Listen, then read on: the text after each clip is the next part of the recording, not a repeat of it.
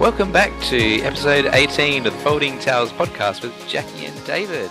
Hi, Jackie. How are you? Hello, I'm really good, David. How are you going? Look, it's been a pretty wild ride this week in little old Adelaide. We had sunshine yesterday and it felt so damn good. Today it's just looking miserable out there. The weather the last 2 days has been amazing. And yes, we've woken up to rain today. So that's very annoying. Do you notice a shift in the mood of your clients when it's sunny outside? Yes. Yes. And I've actually had a conversation with a few people this week because we are just heading out of winter, I guess. The days are starting to get longer. And yeah, many people have said to me, oh, I feel so down. I just feel really like, and they just can't even explain how they feel. I'm like, yeah, this is the middle of winter and Yeah, it's the lack of sun. So it's been yeah. beautiful to have some sunshine recently. Seasonal affective disorder, isn't it? It's a very real thing. Yeah, definitely. Usually it continues on into August for a little bit longer, but no, this it's fantastic to be getting some sun. It's very hard for us, I think, as massage therapists because we're often shut in very dimly lit, dark rooms for like the whole day. I was coming out in between appointments to see the sunshine outside, and I was getting this deep-seated resentment of I just want to be out there today. I know. I really wanted to go to the beach. That's a bit extreme. A little bit, not to swim, just to sit. Well, our topic for today is top tips for setting up your working from home massage space. I think this is going to resonate with a few people. Yeah. Look, there's so many people that either start out in massage as working from home because it's usually a cheap, easy option as you're just starting out after you get your diploma, or some people are lucky enough to have a space set up that they can use permanently. It might be a converted garage or a granny flat, something like that. So there's a huge percentage of us that actually do work from home. So this is a really, really interesting topic. Yeah, it's probably a question I should have asked the association is how many of our brethren do actually work from home? I don't know the answer. I've been talking to somebody recently about statistics, which I'm not a very smart person when it comes to maths things, but I'm so curious and I love to hear statistics. So I think we might have to look that up, David. Yeah, yep. If there's anyone from one of the massage associations, maybe Massage and Biotherapy Australia, ATMS, there's a few associations out there. Why not give us a call and we can have a chat about all things massage. I would love to know this. Yeah. Anyway, before we get on with the topic, I've got a question for you, Jackie. Oh, yes. How many future massage appointments have you booked for yourself? I am very lucky, I guess, at the moment and created that luck myself, I might add. I've actually got 5 appointments booked for myself for Yeah. August and September. So, yeah, I had one. I went to see one of my regular ladies that I usually go and see about 6 weeks ago, and I booked another appointment at that appointment, but I booked it for about 6 to 8 weeks out. And then I knew that appointment was coming up. It's actually next week. And I said to myself, you know what? I'm not happy with just having one appointment booked. I'm going to book some more. So I sent out a few messages. I booked a couple online. And everybody that I spoke to, I just thought, you know what? I'm going to book that in. So I've got a couple booked for September as well. But yeah, I'm feeling very good about my self-care right now. You are doing exceptional, and especially when we talked a few weeks ago, and you're like, I've got nothing booked. You've come so Yeah. far. Honestly, sometimes it can be really difficult as a massage therapist to find someone that you resonate with because we can be hypercritical of everything happening in the studio when we are the client. Mm, And, we know exactly what we want done as well. And if the person is not doing that for whatever the reason is, maybe it's just not a good fit, maybe they don't have the skills, I don't know. Mm. It's just really hard. I think maybe it's even too easy for us to be super critical, and we're just like, oh, you know what? No, I don't like that person. They don't suit my style. Well, our topic today about around working from home. We do know that a good, healthy chunk of our colleagues work from home. I work from home these days, which is amazing. We'll talk about that in a bit as well. We are going to talk about some of the types of things the types of environments you might create for yourself. And as you've already said, Jackie, the barrier to working from home as a massage therapist is pretty low, which is why it's quite attractive to do. So let's just look at some of the reasons why working from home actually might be a good fit for you. Yes. Well, I think we've already mentioned that it can be super convenient because you are literally working from home. There's no travel. You can just go to the other room, or if you've got the granny flat set up, you're just walking to the backyard. And you can do that at any time. So you've got that flexibility. If you want to see one client on a Friday night at 8 p.m., you don't have to go anywhere to do it. It's super flexible. You can work around other things that you have going on, such as if you have school pickup, or if you have, some of us have second jobs, that sort of thing, whatever it is. And I know that the flexibility of being a massage therapist is a huge thing for me. I Mm. like to be able to set my own hours, and that was a big draw card for me. So I know that's a huge thing for a lot of us. I work some odd hours, like so many of our colleagues. I do school pickup as well. I do householdy things. Um, my wife works longer hours during the day, and so once she's come home and then the kids are into bed, I'll go back and do some more work with people. And those who are coming in at those sort of out of hours times are often in the same position. They've done their family duties, and then getting a massage before they head to bed is a cool thing as well. Those are the types of things you can't do when you're working for somebody else, or if you are, say, in a commercial premise that may not be open during the hours that you actually want to work. Yeah, there are some places, particularly if you are working within like a shopping center situation, you might be very restricted to the hours that you can work, typical shopping center hours. So, yeah, that's definitely something to think about. I think one of the very attractive reasons for working from home is that the overheads are just so low. Rent can be a pretty big expense when you're running a practice, particularly if you've got multiple rooms. Using an underutilized space in your own house or on your own property is a fantastic way of just keeping your business really minimal or minimalistic, I should say. Well, you're already paying rent or your mortgage on your own house, and then if you have to rent another space somewhere else, that could almost double the rent that you're paying. If you're paying just as an example, $2,500 a month, Mm, that's 30,000 a year. And yep. that's not an outlier. Some people are paying anywhere from 1.5 to 3,000 a month on their rent. And I'd say that's pretty average, really. Yes. Yeah, that's right. Yeah. Absolutely. That's such a lot of money. That is spent coming out of your hands. Both of us are sitting here like, oh, holy crap. Like, Yeah. no, absolutely not. We're not paying that. Yeah. I've paid big bickies before, and it's Yeah. it's very nice not having to pay out that money because it ends up back in your own bank account. Yeah, yeah, it is. And I look at it like, okay, well, how many massages am I actually doing to pay for all of that? Which, it's going to happen. There's always at least one or two a week that you have to, okay, well, I bought new towels and I've got to pay for my subscriptions and what have you. But yeah, $30,000 a year worth of massages straight back into someone else's pocket. Mm, That's a lot. it is a lot of money. It is. Yeah, mind you, if you have staff, then you probably want to be in a commercial premise, and working from home is probably not the ideal setup for you.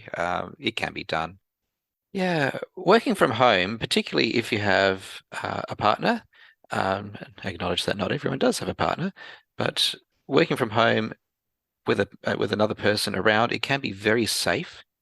If you are worried about your personal safety and working in isolation, then having strangers coming to see you or going to a stranger's house, those types of things may be a bit confronting. So having another person in the house while you're working is a very good thing for you to feel safe when you work, and we all deserve to feel safe at work. Yes, absolutely. Um, yeah, this can be a bit of a pro and a con, I think, because you can feel safe because you're in your own environment. You could have, a camera set up at the door so you can see who's knocking on your front door, for example. But it is your personal space as well. So, yeah, there are considerations to that one. Mm, yeah, yeah, And I think it very much depends on personal opinion and how you feel about having people come into your house. One of the other pros, and we kind of covered this a little bit with the fact that you don't have any overheads with rent, is that you can actually offset some of your household expenses with business expenses. So if you do have for example, purpose-built granny flat at home that you work from, you can count, your some of your water bill, some of your electricity bill, for example, in with at tax time, and that does kind of, it is a good thing. But also, please do check with your accountant on yeah. that because I'm not an accountant, and I think I admitted earlier, I do suck at the whole maths thing. There are things that you can legitimately claim through the business as expenses. Yes, you need to have a very good relationship with your accountant, but there are things which will help to offset your running costs. I do not advocate for trying to hide money through the business. If you're a business owner, you've probably tried that, and I know that I have, and I've been smacked on the knuckles by my accountant. You can't do that, David. So, what's the point of having a business if you can't hide money in it? Ah, gosh. No, no, absolutely not. Please abide by all the letters of the law. Yeah, the fines are substantial if you get caught. Absolutely. Oh Yeah, gosh. look, working from home isn't all roses though, and as you've already said, Jackie, one of those things is that strangers are coming to visit you in your personal space, and that's not always a comfortable thing for you as a therapist. And I know that when I've gone to see people who work from home, and you walk through, say, the lounge room, and there's the family having dinner or watching telly, and you walk through their personal spaces as well to a back room of the building. That can feel a bit awkward, um, or you hear conversations going on. Someone coming into your personal space, there is a power differential, and it can Mm. feel a bit weird. Yeah.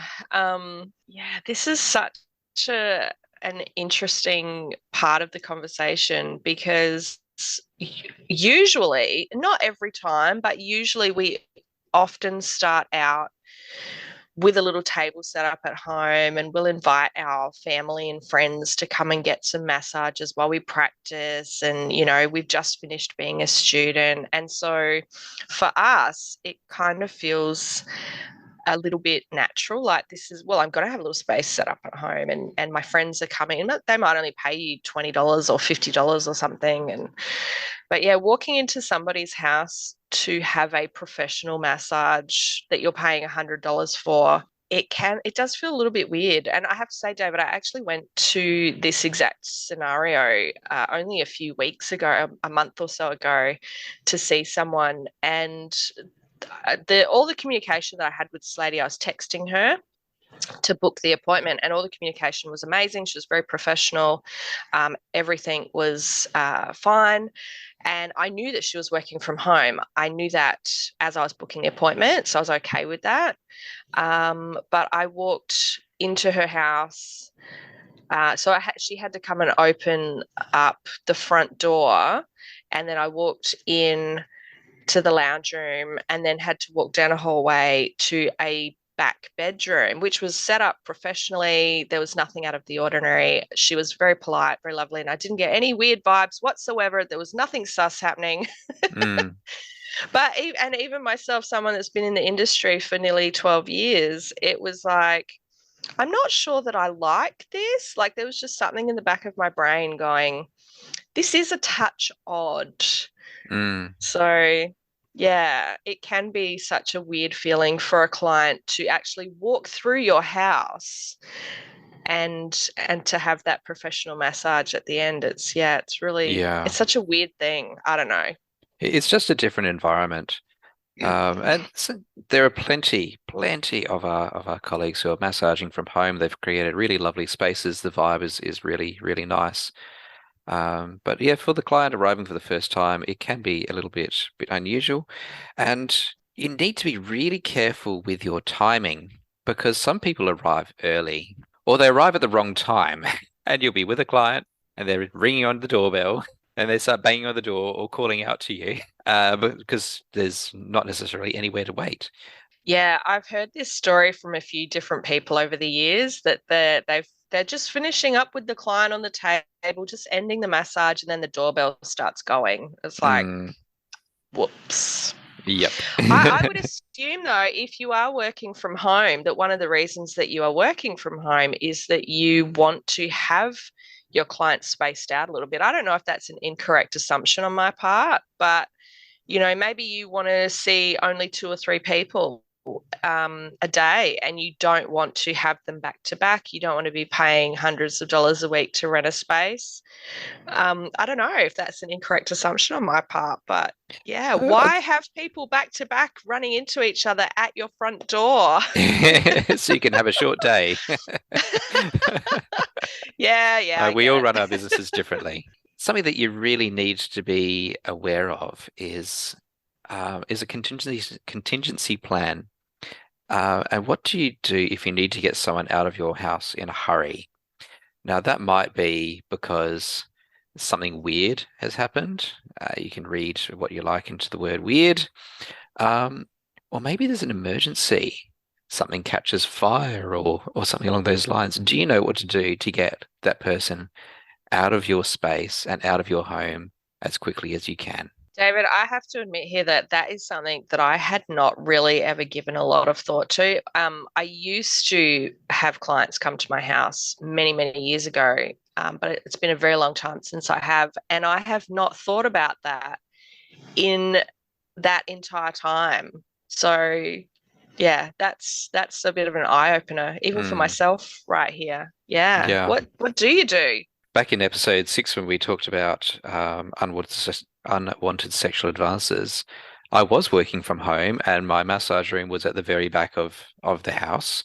Mm. And I had a person make the request. And it's like, right, massage is over, get your gear and get out. And then I had to frog march this person past my family to the Oh front door God. to get them out the house. And it's just, ah, Wow, that is awful. it's like here is a person with ill intent now in my family space. It's not just my personal space, in my family space. And what else could go Yeah, wrong? that feels like such a violation. Like, Mm, ugh, yep. yeah. When you work from home, your house becomes your workspace. Or more specifically, anywhere that your client can reasonably be expected to walk. So the hallway, the front door, the entranceway, the bathroom, any space that they have to traverse through is the workspace. And the OHSW rules, the Occupational Health, Safety and Workplace rules, apply to all of those spaces. So we're talking about eliminating things like trip hazards. And if you do work from home and you've got children and there's toys on the floor, or maybe you've got a pet, we're talking about electrical hazards. We're talking about making sure that your personal cosmetics, or your cleaning products, or your medications are put away out of sight and out of reach. Um, Not just the room that you work from, all of the spaces that the person might be reasonably expected to walk through need to be safe. I feel like we're talking people out of working from home, David. But as I said, I work from home. It's amazing. It can be done. It's very easy to get it done, but you just need to be aware of stuff. It is. It is. And some people's houses are set up much better. They might have a front room that is very close to the front door. Mm. Yeah, so it does depend on a lot of factors. There is no one size fits all with any of this. But yeah, I'm sorry. We didn't mean for it to get this heavy. We are going to get into the fun stuff a little bit later, but you know me. I like to talk about rules. David loves Boring. policies and procedures, and I love him for that. Oh, let's talk about accountants again because They're like fun honestly, people. yes, you do need to have a good accountant. This is something that I have avoided. I've tried to avoid for such a long time, but it is really important, especially if you're making more than just $10,000 a year, which is really not a lot of money anymore. Um, but if you're working from home and you own your own home, there could potentially be capital gains tax implications. Yes. Um, yeah, and we already discussed some of the things that you pay for, like your electricity and your internet connection, all that sort of stuff that you may be able to claim on your tax. This is something that the general public is not always across very well, so it's super important to get specific advice for your personal situation. Mm. Yeah, I started to read into CGT, the capital gains tax, recently about working from home. Because usually you think about capital gains as either being something from the share market or from, Mm. say, an investment property, but your own home because it's being used not just as a place where you live, but a place where you derive an income. Then it can be subject to CGT. And then there's all these complex rules. Well, not complex. It's not complex for an accountant. They just plug the figures in and magic happens. But for us trying to understand, it's a little bit more complicated. And then there's things like, well, maybe if you're registered as a company, then CGT doesn't apply. But if you're registered as a company working from home, then you as the home is expected to charge the company a rent, and then you're deriving an income and CGT applies. It's like, oh my God, just somewhere along the lines, there's going to be some simple English. My brain And, just exploded, so pardon yeah. me. But yes, if Yeah. you're working from home, then there are ways of calculating how to offset those expenses, and it might be done as a percentage of the floor space. Let's say it's one room, it might occupy 15% of the house, in which case you could claim 15% of your running costs, your water, your council rates, or that one's a little bit dicey, but water, electricity. Maybe you need internet to run your business, and so the percentages of use for that. Doing your washing from home, keep a log, keep a journal. If you run a booking system, you can also demonstrate to the taxation department how many days a week you're working from home, and there's simplified ways of calculating reimbursements through that. But yeah, have a really frank and fearless conversation with your accountant as to the way which is going to be as simple as possible to you and will be as beneficial to you. We didn't mean to make this a tax lesson. It's just a rude shock when it happens. It is. This is such an important conversation. And honestly, it is something that a lot of people go into self-employment not knowing anything about. We will probably talk about this stuff more in depth later. So we'll end that bit there. But this is something that a lot of us, very creative, artistic, empathic types that get into massage don't even consider until we're in the thick of it. So yeah, find an accountant, guys. Yeah. We'll get one on the show and we'll ask them some questions. Oh, that's a great idea. Let's do that because Yeah. I've already exceeded all of my knowledge about accountancy and tax stuff. So you're not going to learn anything more about that from me. Yeah. Yeah. Let's get an expert. All right. Now, if you don't own your home and you are renting, you need to talk to your landlord. They can be a bit thingy about people working from home, and it is usually an insurance thing. But you need to inform them that you want, well, so it's not just inform them, you need to ask permission to run a business from home, and they have the right to say no. Yeah. This is kind of annoying, but if you are renting, yeah, you need to speak to your landlord and ask them. And insurance is a big thing. There's a lot of insurance that we pay for, but there are some insurance companies that won't cover businesses that work from home as well. I know I've had a conversation, I can't remember who it was with, which insurance company it was with, when I was trying to get insurance cover many years ago for this. And they just were like, no, thank you, we don't do that. So you do have to shop around with insurance and make sure you have the right cover for you. Yeah. Um, It recently got harder.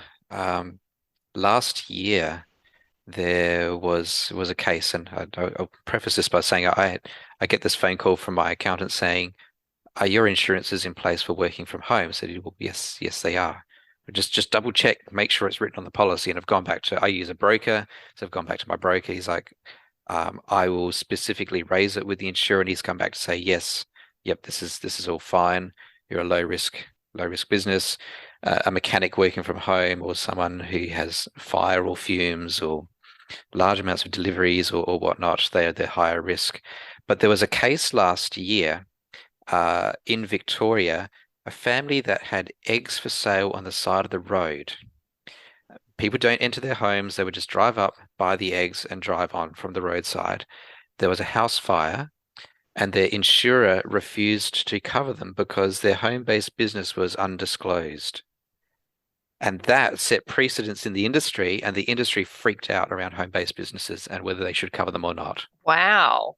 I didn't know about that. Should we name and shame the insurer? No. Lawsuit Yes, I pending. mean, no, no, I don't want to get. Yeah, that is crazy. And you do hear some pretty intense stories from insurance companies about insurance companies, I should say, here and there. I don't know about you, but there's a lot of places around where I live that like that they have a similar situation where they sell plants or flowers. There's quite a few florists that just sell sort of from their backyard near me. And yeah, like I've literally not even really thought about that before. Wow. Yeah, so in terms of getting permission from people, and this is the last thing before we move on to onto setting up your space. Happiness is coming. You do need to talk to your council. Mostly work from home, personal services like massage is completely fine. Mostly it is completely fine. You do still need to ask the question. Some councils may have an objection. Yeah, a quick Google search on your council's website can lead you in the right direction. Um, and I know for some councils, they have an issue with things like signage and parking and making sure that there's no obstructions to the surrounding neighbours, that sort of thing. So it's not just whether you can do it or not, but how much are you going to interfere with your Yeah. neighbours out on the street. Within my own council, as I said, I work from home, and home businesses, by the order of the council, they must be undetectable by the neighbours.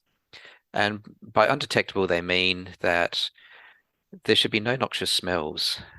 So hopefully, as a massage therapist, you're not making noxious smells in your environment.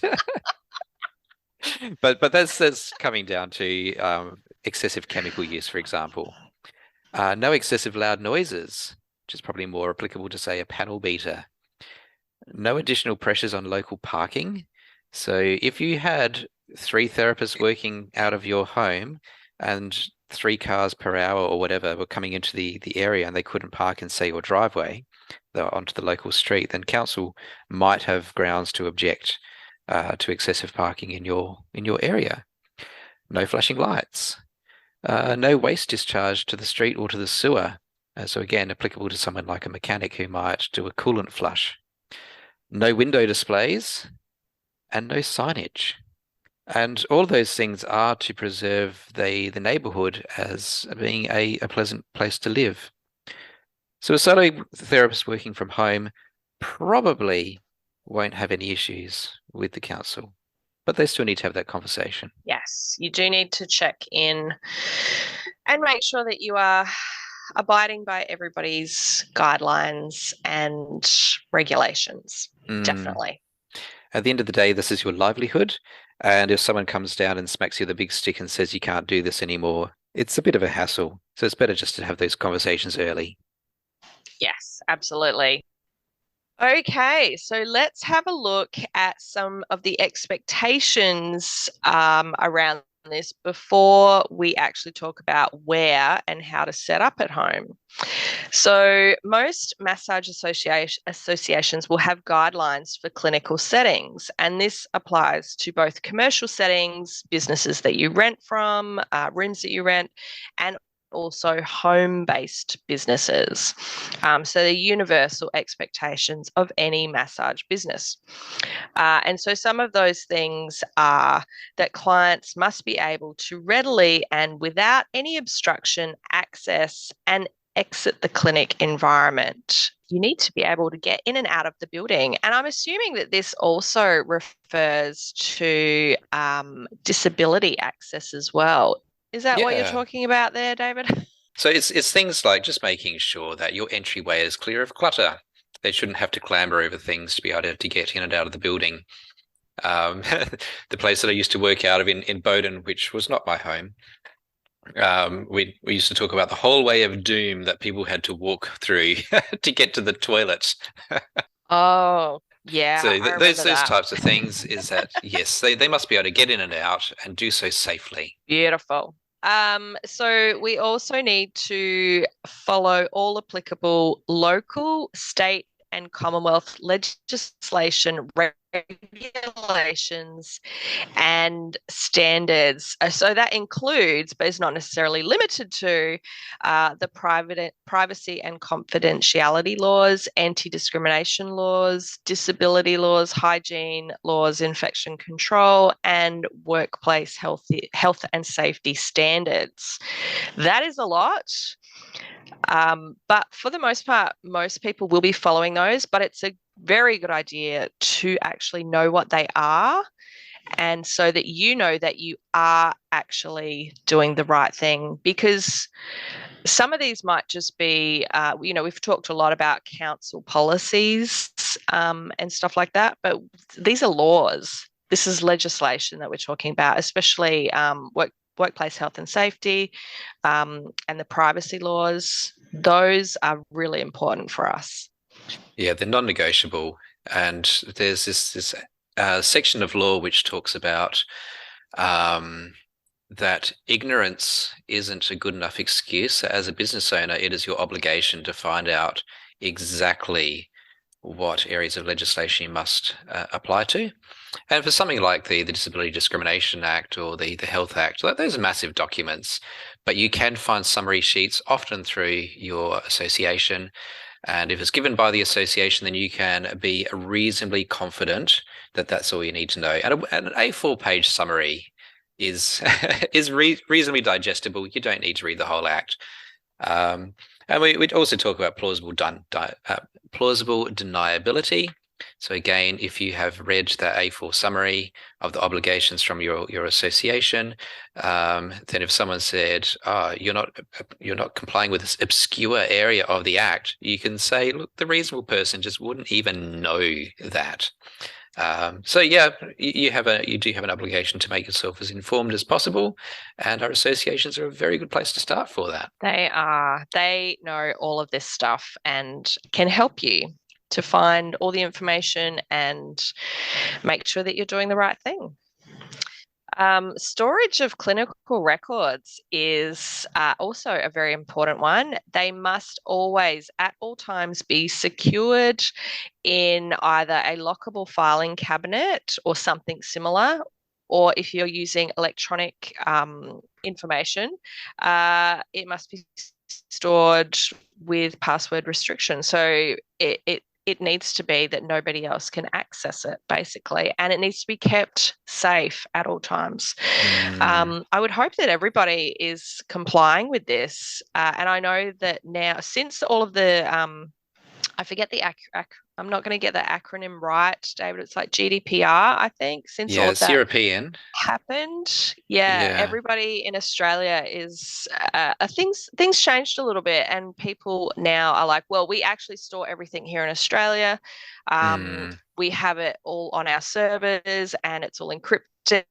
And when you're talking about electronic records, a lot of Aussie booking systems and CRMs are really doing the right thing now, where they yeah. may not have been before. Yeah. I think it's probably a safe assumption that some probably weren't as compliant as they probably should be. Mm. Um, at some point in time, we will probably talk about digital privacy and digital security. We'll probably find someone who is an expert in that field, um, with the knowledge that last year Optus got hacked, hundreds of thousands of people's data was revealed, Medibank got hacked, again, tens of thousands of people's personal and identifiable and health information got revealed. You don't want to be one of those people contributing to the loss of personal information. Yes. And this is Mm. such a timely topic after all of those things. Yeah. Yeah. Now, related but unrelated, I got a phone call one day. This is when I was still working in the council environment, and this person said, "Oh, I'm calling on this number because I found it on a document. Is so and so there?" So no, that person hasn't worked here for 10 years. So where did you get the number from? Um, this bag of papers was uncovered, as I didn't ask any more information of how was it uncovered or where was it uncovered. But instead of being disposed of through the secure waste, this person had just bundled up papers into a plastic bag and stuck them in the waste. Sensitive council Oh dear. information. Oh dear. Yeah. So if you Whoops. plan to dispose of your health records in a similar way, I advise you to invest in a shredder. Yeah. Mm, Like, come on, guys, head to Officeworks, grab yourself a nice $300 shredder and use it. yeah, that's right.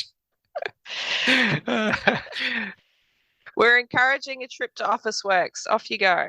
All of your electrical equipment should be regularly tested and tagged for safe operation, and all of your exposed cords need to be covered or taped to minimize trip hazards. Yeah, this is something I think that some of us are a little bit slack on. Not naming any names, but cough, cough myself. Mm. Um, I actually need to get my stuff tested and tagged again. I've put it off for a few months, so I have to do it.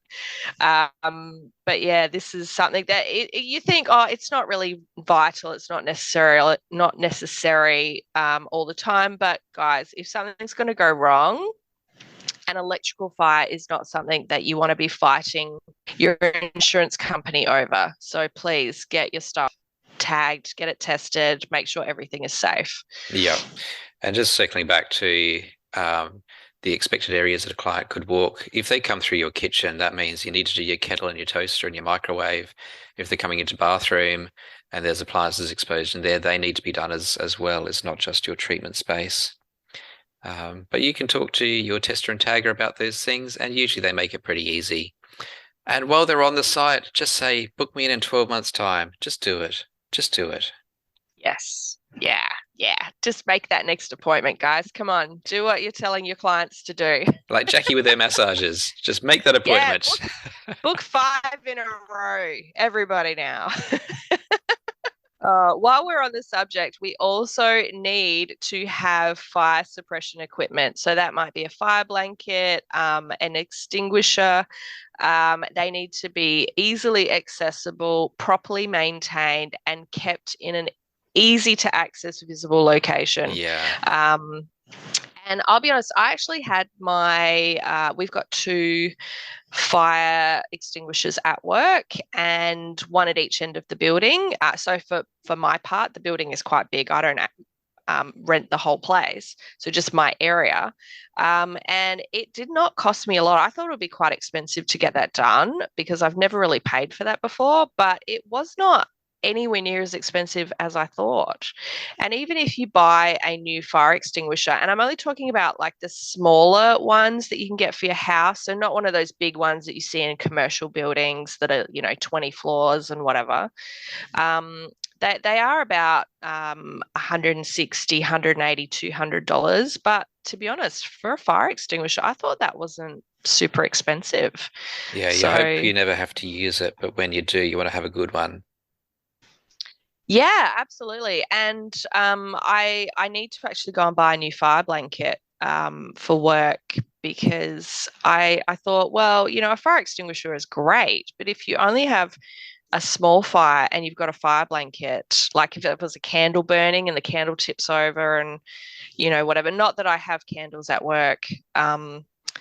Like instead of making a massive mess with the fire extinguisher, you just chuck a fire blanket on it and douse it straight away. I don't know if I'm being stupid here or not, but it makes Look, sense to me. one of my massage therapist friends set her partner on fire.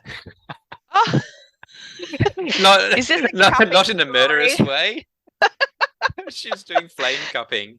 So he was Oh he was a bit of a no. hairy man, a bit of a Oh, hairy back, and she'd use a mineral oil on his back, and she didn't oh properly extinguish the no. flame before putting the cup on him, and the oil and the hair ignited. And Oh my goodness.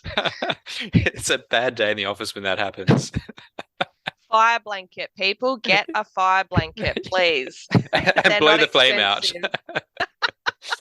But yes, certainly, if you have candles burning in your space, you do have a fire hazard present. If you're doing flame cupping, you probably have a naked flame that you use to light the cotton bud and the ethanol. There are times when you may legitimately have a naked flame in your space, which is a hazard and needs to be controlled. Um, expect the unexpected. Yeah. Yeah. It's always good to be prepared. Mm. Oh goodness. Yeah, look, if you have clients that bring children with them to their appointments, then um, they do need to be under care and should not be left unsupervised. So you can't have them roaming around your house. You can't let them loose into your backyard. Even with really good intentions, you just shouldn't be doing that.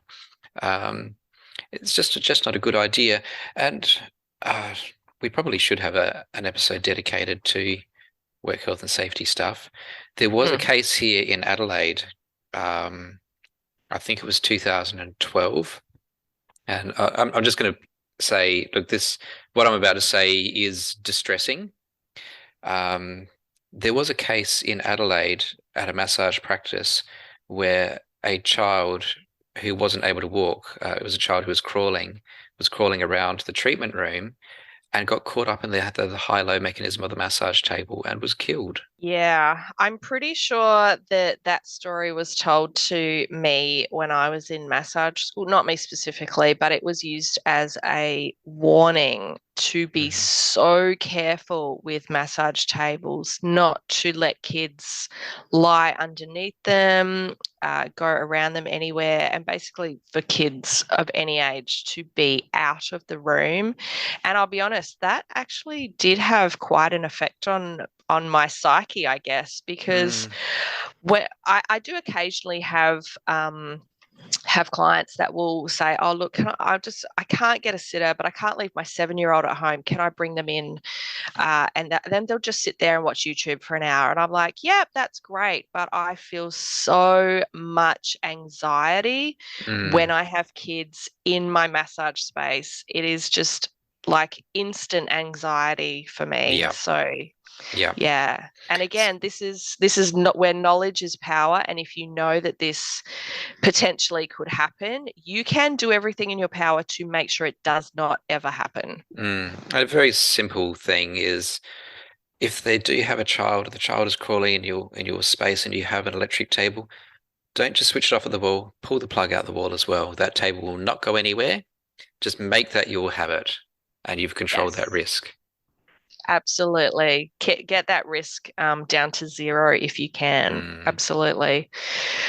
Now, it may seem overkill, but if you work from home, you need to have an emergency evacuation plan. because all workplaces have to have one. You are all about the policies and procedures, David.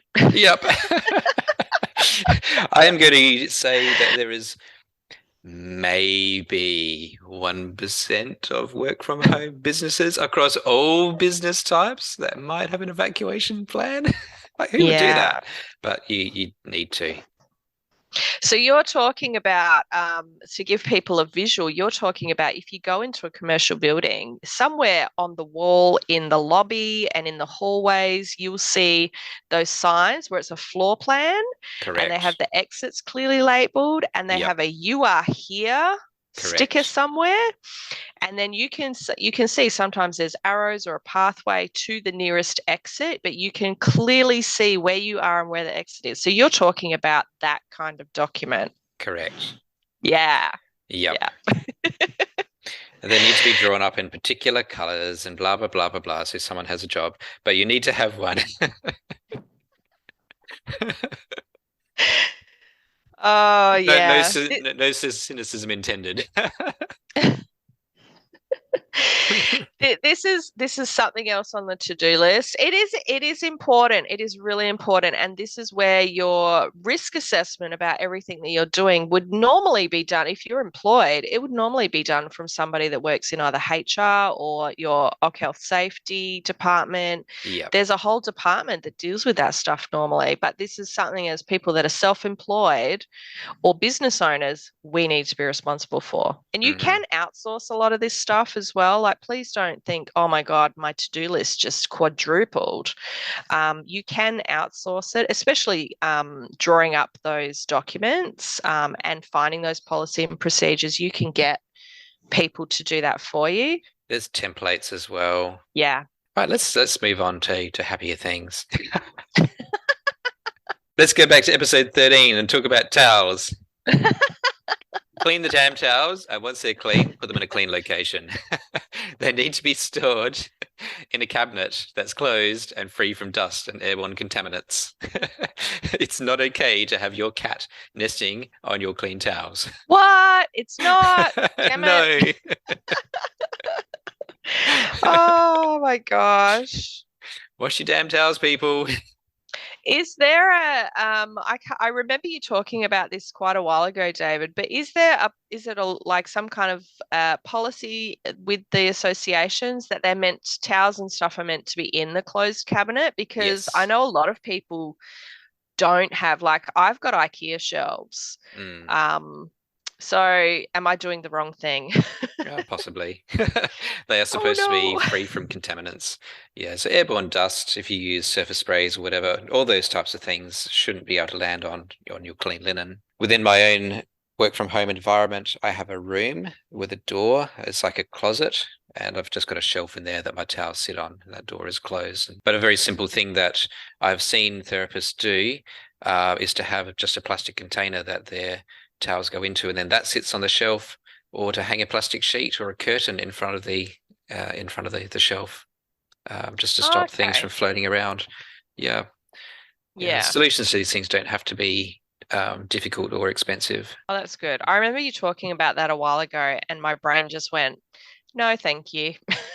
It's kind of one of those things that's synonymous with massage, is having towels on display. Yeah, it is.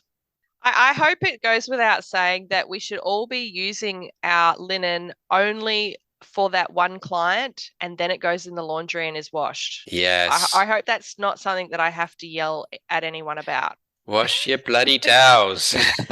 We're not only that, but we need our waiting area to be clean, well lit, have a chair provided.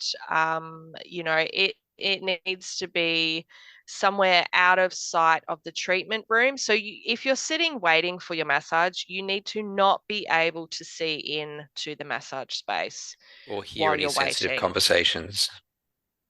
Yes, Mm. yes, absolutely. So if you're thinking about working from home, and it's like, I don't have a waiting space, that's completely fine. If you have a veranda, you can put a chair on the veranda for someone just to sit on there and wait. But it should be dry. It should be out of the elements. Someone just needs to be able to wait to be able to see you, because hey, they might turn up early or what have you, but they just need somewhere to wait, and that's fine. Yeah. Your treatment room also needs to be well lit, ventilated, have the appropriate heating and cooling options. Honestly, there's nothing worse than going into a massage space knowing that you're getting undressed and your body's going to cool down, and it's the middle of winter and the room is freezing. There's literally nothing worse than that when getting a massage. So, Or you go into the room and it's muggy and it just feels like somebody's breath. Bleh. oh, good times. Yep. Good times. You've been traumatized, David. Just a few times. Um, it may not come as a surprise, but sometimes people need to go to the toilet and they will want to use your toilet. Yeah. It's not okay to say no to them, particularly if they've traveled to see you, or maybe you're Yeah. doing a 2 hour massage. Some people will need to go to the toilet. You need to have toilet Yeah. paper. They need to be able to lock the door from the inside. You need to be able to provide somewhere to wash their hands and to dry their hands. And Yes. that sink that they use to wash and dry their hands should be separate to where you clean your equipment and where you tip any liquids. Let's say you do hot stone massage and you need to dispose of that water. It's separate to the Mm, hand washing facility. yes. Mm, Yeah. This is such an important thing. And I think this is when we are actually renting a space, this is something that people are either super hyper aware of. I know I am, or they don't really think about it and they're like, oh yeah, like it's fine that the toilet's just sort of, further down. It might be outside the building, out the back. I know a lot of older buildings are like that. Um, yeah, this is something that people are either in my experience, tend to be either hyper aware of or they've forgotten about it. So yeah, yeah. yeah. You don't want to have your medications stored in that bathroom as well. They really should be kept away from kids and also your clients. Mm. Yeah, take It's out anything personal out of your bathroom if you think your clients are going to be using that area. Just yeah. keep it away. Mm. Yep, absolutely. It is. Well, medications should be kept in a locked cupboard or up in really high area, like, the cupboard above your fridge, something that's well out of reach of small children anyway, for their safety. So that's something that I think a lot of people might overlook, because you might just have, a few containers of vitamins or something. But It's yeah. easy to be blasé about a few of these things. Let's move on to some of the environments that you might actually set up. We've got three examples to share with you, and of course, there's going to be more than three, but hey, we've just picked three. And the first one is going to be the most obvious one, and that's just using a spare room in your house, like a bedroom. Now, if it is a bedroom, there shouldn't be a bed in there. It is really uncomfortable. And I have been for a massage with someone who used to have um, a commercial space and then moved to working from home, and he just used his bedroom for massage. It is really uncomfortable to get undressed and get on a massage table when it is somebody's bedroom. That's a big no-no. But if you have a spare room and no one sleeps in it, take the bed out. That can absolutely be your space. Okay, I'm gonna need a moment with that one. Wow. If there's just two of you living in a space and it's a three-bedroom house, you've potentially got two spaces that are underutilized, or one is your office and one is your massage room. There's options available. Yeah, wow. Yeah, I legitimately would never have thought that anyone would do that. That's to me, that it's just like, why would you do that? Yeah, yeah, no. that was Okay. uncomfortable, very uncomfortable. Yeah. Wow. Okay, guys, I never want to hear another story about that happening ever again. Wow. Mm. And if that's you, stop it. Right now. Yep. Yeah. Oh my gosh. We did cover a lot of this earlier with the making sure that the room is close to the front of the house if that's possible, making sure everything's clean and tidy, no trip hazards. But you also want to take into consideration background noises, Mm, which is other people watching television or listening to music in the house. And maybe if your kids are home, they might be yelling at each other. And yeah. I'll be honest here, this is actually the reason that I stopped working from home is because it was just too damn noisy. The environment was terrible in regards to that. I couldn't block out those background noises. And I ended up just saying to my husband, that's it, I'm done. Like I'm renting a space. This is driving me crazy. It must be driving the clients crazy as well. So yeah, and I just found somewhere else because it just wasn't working in our situation. Yeah, that would probably be the biggest killer for working yeah, working in your own home. Yeah, Mm, particularly if you're doing those really deep relaxation techniques and you like your client really wants to chill on the table. There's no talking and you just they want to be super zen and then that you can hear your husband watching sports on the TV. yeah. It doesn't work. It does not work.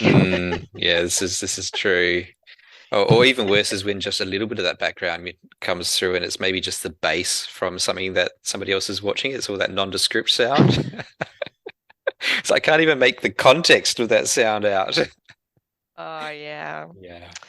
The Mm, second example that we have is a converted garage. One of my wonderful therapist friends that I go and see, she has this setup. She has a single car garage that she has converted into a beautiful space. It is absolutely amazing.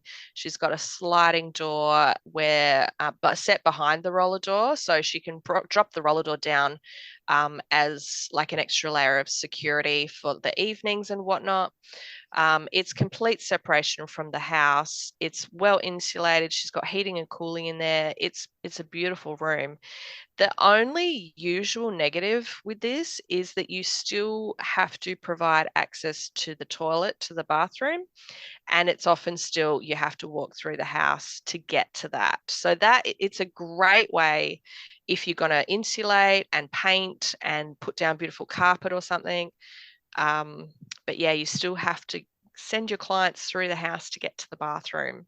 yeah, yep, yep. Yeah, garage conversions. I guess it's like the starting place for so many home-based businesses. Um, it's often an example, and it is a fabulous way of using that space. The car doesn't need a roof, but you can use that space really well and really comfortably, and often inexpensively to set up as well. And you get that benefit of separating your work from the home. It is one of the cheaper options because it's usually already at least partially insulated. You've got a floor, you've got a roof, you've got walls. So there's nothing to build. It's Mm, just a matter of putting in that front door and flooring often. So yeah, it can be a really cheap way to give yourself an extra room in your house, even if you're not using it for massage. Yeah, mm. I like that. The car doesn't need a roof. Yeah.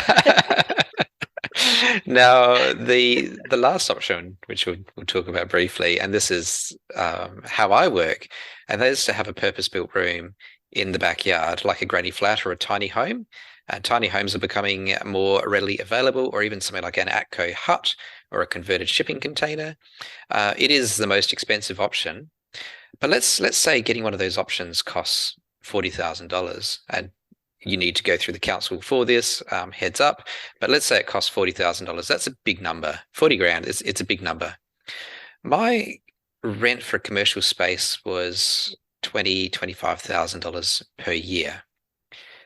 So the payback period of a dedicated space is 2 years or less, and after that, it's free. And you've added value to your property that if you stop working, that could be a space that you rent out, or it could be a space that you then on sell. Um, it is an asset to you. So this is ideal if you have private access. Now that could be walking down the side of the house. In my example, I live on a corner, so they come through through um, the opposite side of the house. So the opposite side of the property. They don't even need to walk through my backyard. They just come through a side gate. So if you have the space, it is a fantastic opportunity, and you get the opportunity to have exactly what you want, and set it up exactly how you need it to run the business. Yeah, we mentioned before that potential rents for renting a commercial property could be anywhere up to 30,000, even more expensive than that. But 20 to 30,000 a year is pretty average. And if you're getting a permanent building built onto your property that you never have to get rid of, you have to pay for the cost initially, of course. But yeah, it's not going to incur you any more actual costs. You're never going to have to pay rent for that again. It can be a fantastic way to, even if you stop massaging after 10 years, for example, you've got a rumpus room or a spare room or a granny flat Correct. for your teenagers or your elderly mum, Home you gym. know, Keep the tropical fish home down gym, there. theatre room. Yes. Your Star Wars collection. Yeah, there's this is a fantastic if you've got the 30, 40, 50, 60,000 to do that, if you can get the money together for that, it's a fantastic option Mm, long term. Yeah, I do love the idea of this, and I've heard a few stories of people putting in the converted shipping containers as well. Yeah. mm.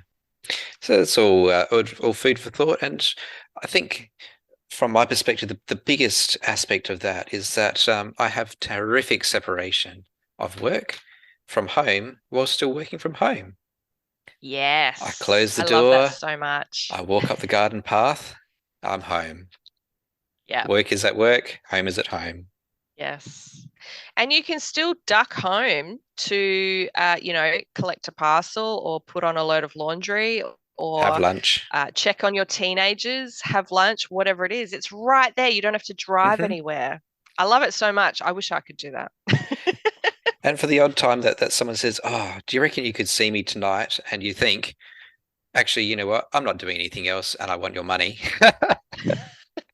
Just open the door. You're at work. Exactly. Yeah. This is a great one. Huge outlay, really, but it's a fantastic option for those that it can be suitable for. I love it. Mm, yeah. Wow, All we did right. it. Let's wrap things up. Thank you so much for listening to us rant and take you on a journey today. It has been a bit of a journey, so thank you for coming along with us on this. Yeah. If you like the content that we're putting out, please like and subscribe so you never miss an episode. And we've had some people leaving us some lovely messages again on Facebook, haven't we? We have you guys. Oh, the feedback is amazing. And honestly, it makes me feel so happy when I read those that you are loving the content because we honestly didn't expect to get such positive feedback in the abundance that we have received. So thank you so much to everyone. We are absolutely thrilled. And if anyone wants to leave us a Facebook review, all those people that have sent us the wonderful feedback through Messenger and text messages and what have you, if you would love to convert that over to a Facebook review, we would be forever grateful. Thank you so much. We will see you in the next episode. We will. We'll be back. Bye. See you, David. Bye, everybody.